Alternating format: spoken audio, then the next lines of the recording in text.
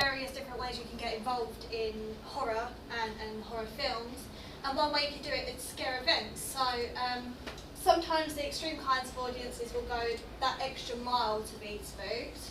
There are 3 different types of events that they could participate in. Live scare acts and tours, or they're most commonly known for as scream parks. There are zombie walks and horror festivals which you can also attend to. So live scare acts tours are the most common and popular events which take place globally to the pleasure those have an urge for thrills. The parks mainly consist of a group of the horror fans walking around the tour and have the fright of their lives as live scare actors jump and spook and scream in costume.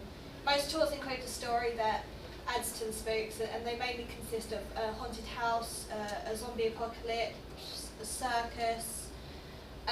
Scare Kingdom Scream Park is a good example of a live scare actor tour. Its story is based around a summon the 7 sins, infernal poetic demons of pride, envy, sloth, greed, wrath, gluttony and lust. And it is set in an old abandoned jailhouse, so as you can tell it will be pretty spooky. Even though it is said to be 18 or over to enter, the price of tickets is reasonable at £15 and is highly recommended by the awards it has won. For the last 3 years, this Scream Park has been voted the top rated Scream Park in the UK. Likewise, an event which is similarly written, Tully's Farm Shoptober Festival takes place annually. Like the Scream Parks, it consists of a plot and live scare actors. However, the difference between the two is more than clear. The use of the word festival in the name is clear enough.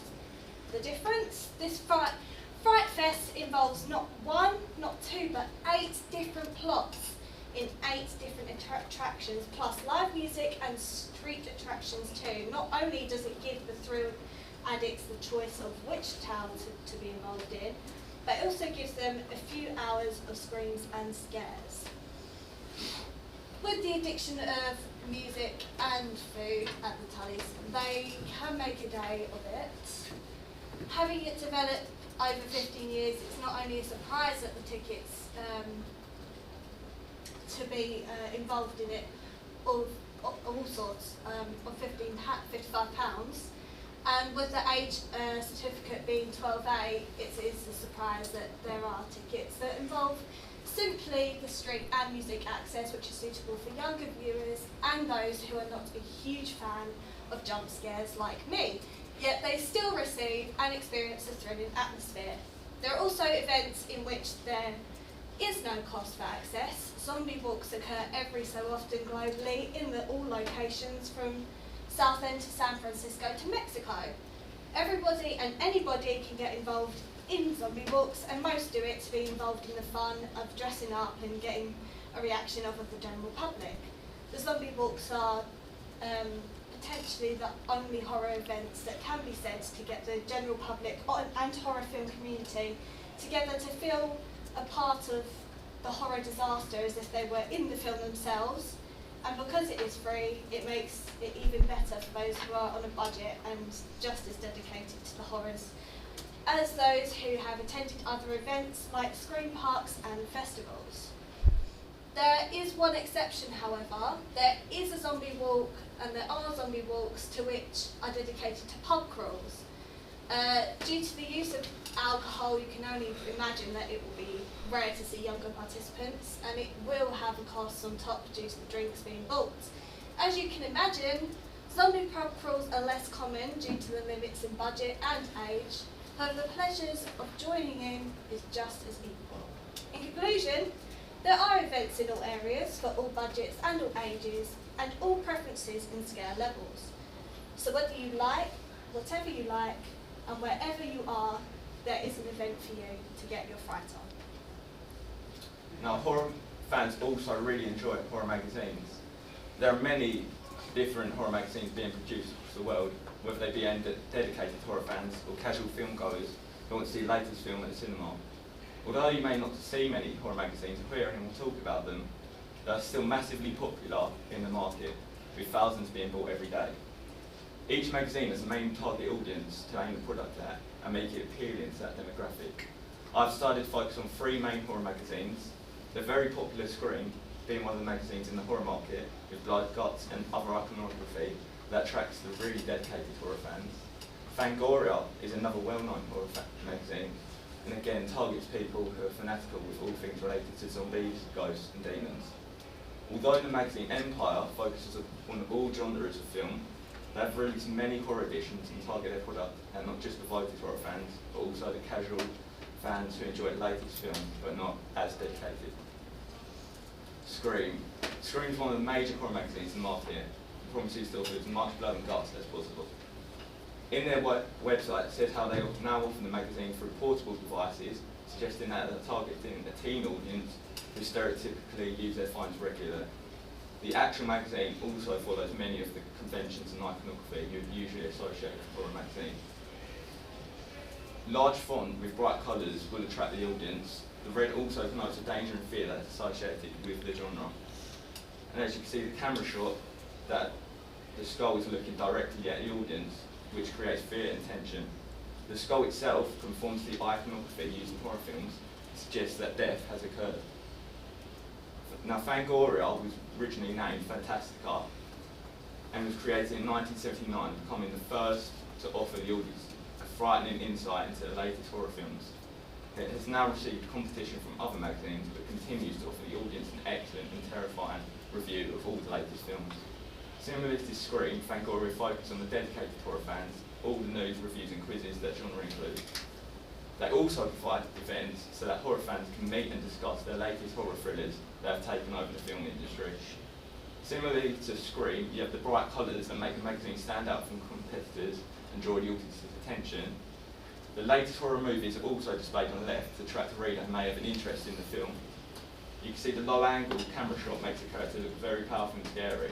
The masks are often used in horror films to convey the idea of mystery and secrecy. Empire is a British film magazine published monthly by Bauer Media Group. It is the biggest selling magazine in the United Kingdom and is also published in the United States, Australia, Turkey, Russia and Portugal. However, unlike the other 2 magazines, Empire focuses on a much wider audience, including devoted horror fans and people who just enjoy going to the cinema to see the latest horror film. Empire also offers other genres, so the audience may not be interested in horror to buy Empire magazine. Now, the main image of the character covers most of the magazine, suggesting the audience's attention should be directly focused on him. Bright colours also draw the audience's attention and can contribute to the genre. The character itself has a quite a demonic facial expression which can convey fear as it looks quite aggressive. This can indicate that Empire is targeting the product at an older, more mature audience. Places of discussion. There are horror no-goers. The horror no-goers are those who detest the sight of blood and gore or being made to have nightmares after watching horror. They wouldn't normally discuss horror films unless they want to tell people how much they hate them or how long they stayed up that night scared. The most popular way for them to do this is by using social media sites such as Twitter and Facebook. They can also talk about it physically, so the people who do not like horror films will find it easier to physically discuss their hatred towards horror, because it's easier for them to express their feelings with discussions, as they can tell people the exact reasons why they're not a fan. They can do this by talking to their friends or having large discussions with other horror no-goes to exchange opinions and feelings. For the casual horror fan who likes to enjoy the odd horror film and would visit the cinema to see a horror, could even venture to a film site like IMDb to gather some information on that film or on previous films if they enjoyed watching them, and possibly look at magazine articles like this one here.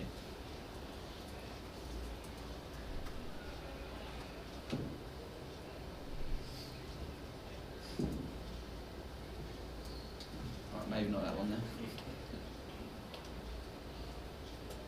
For the casual horror fan, speaking about horror films and their experiences whilst watching them will find it easier to discuss their opinions of the film and feelings of the horror genre itself with their friends who have gone to see the film.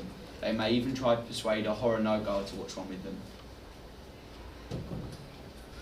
The mainstream horror fans are those who will see all of the latest horrors and buy the DVDs and generally enjoy watching them. There are a lot of opportunities for them to discuss their enjoyment when watching horror films and discuss their views on them by using blogs, forums and articles to comment to express this. Mainstream horror fans will find it very easy to discuss horror films because they see enough of them to be able to hold detailed conversations, telling people whether or not they were scared and if it's better than others they have seen. They may also be likely to attend horror meetups and talk with other people they haven't met about their favourite horrors or the latest horror they have seen and give each other ideas on what to watch next.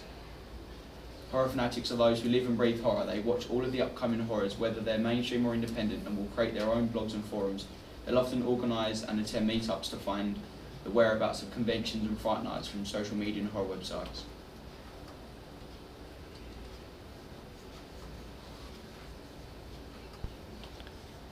What? Yeah, I do basically key art for films, independent films, big studio films, but it's all sort of old classic VHS style artwork.